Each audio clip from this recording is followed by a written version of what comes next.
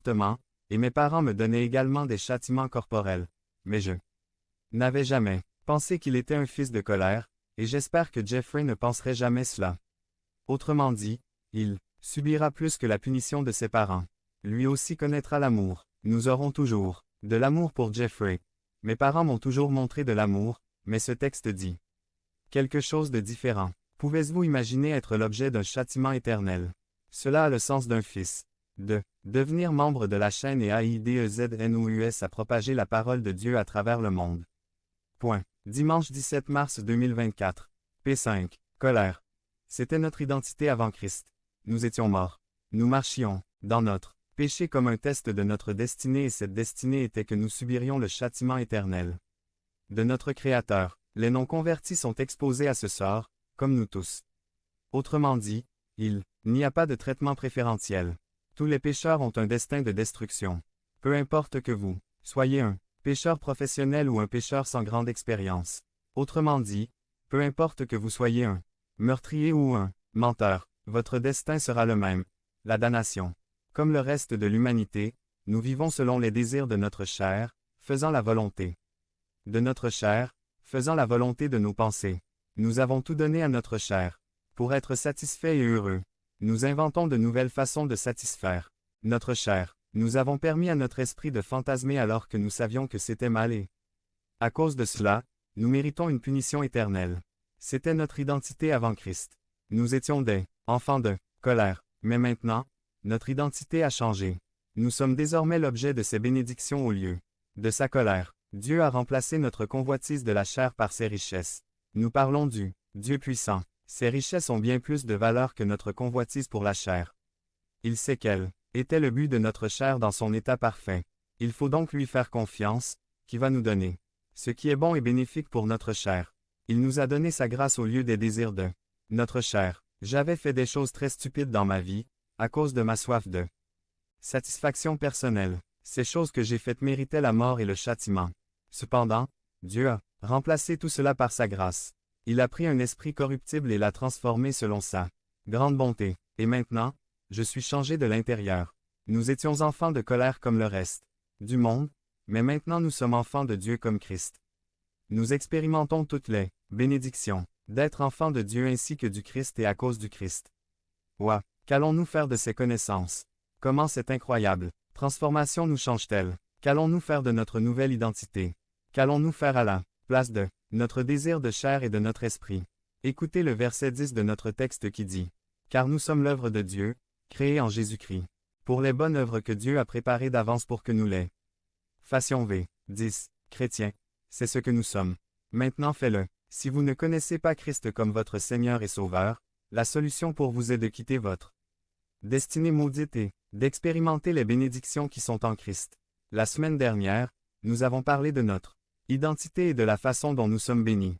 Si vous ne connaissez pas Christ, vous pouvez le connaître et être béni par cette relation. Chrétien, ta demande ce matin est d'accepter sa bonté et d'expérimenter les nouvelles œuvres qu'il a pour toi. Acceptez sa grâce. Acceptez le fait que vous recevez de nombreuses bénédictions et que Dieu ne vous punira pas de temps en temps pour expérimenter les bonnes œuvres qu'il a pour vous. Cela n'a pas besoin d'être contrôlé par votre chair ou votre esprit. Permettez à Dieu de transformer tout cela afin que vous puissiez profiter des bonnes œuvres que Dieu a pour vous. Devenez membre de la chaîne et AIDEZNOUS à propager la parole de Dieu dans le monde entier. Dimanche 17 mars 2024. P6. Le bon berger. Résumé. Le bon berger contraste avec les mercenaires, les faux bergers et le loup vorace. Par Josué Martinez. Le bon berger. JN. 10. 1 à 10. Ce passage est une allégorie ou une comparaison. Il présente une image très émouvante de la relation entre le berger égale Jésus-Christ et ses brebis égale l'Église. Dès le chapitre 9, Jésus-Christ affrontait les faux bergers d'Israël, les scribes et les pharisiens. Dieu ne les avait pas appelés au ministère, ils avaient eux-mêmes usurpé le poste, ils ne connaissaient même pas Dieu, ils ne se souciaient pas des brebis, mais ils les piétinaient. Ils les maintenaient soumis, avec leur dure tradition. Ils se sont exaltés et glorifiés. Le caractère de Jésus-Christ était totalement opposé à celui des pharisiens, c'est pourquoi ils le détestaient. Ils voulaient se débarrasser de lui au plus vite. De plus, Jésus-Christ se présente comme le bon pasteur, ce qui les accuse directement d'être de faux bergers. Les faux bergers ont toujours existé à l'époque de l'Ancien et du Nouveau Testament. Et ils existent encore aujourd'hui au 21e siècle et continueront d'exister jusqu'à la fin du monde. Il y aura toujours des bergers qui ne s'intéresseront pas au bien-être spirituel des brebis, mais à leur propre bien-être économique. L'argent, le pouvoir et l'arrogance sont les caractéristiques des faux bergers. La vie d'Israël était étroitement liée à l'élevage des moutons. Il y a un plateau en Israël qu'on appelle les bergers 65x 25 km. Les bergers cherchaient des zones d'herbe et d'eau pour leurs troupeaux. Il y a des ravins très profonds dans lesquels tombent les moutons. Dans ces cas-là, le berger descend et porte la charge sur ses épaules pour la porter à nouveau sur le plateau.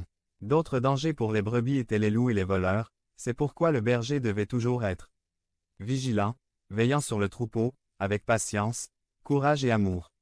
C'est pourquoi Dieu est appelé le berger et Israël l'appelle son troupeau. PS 23. L'Éternel est mon berger, je ne manquerai de rien.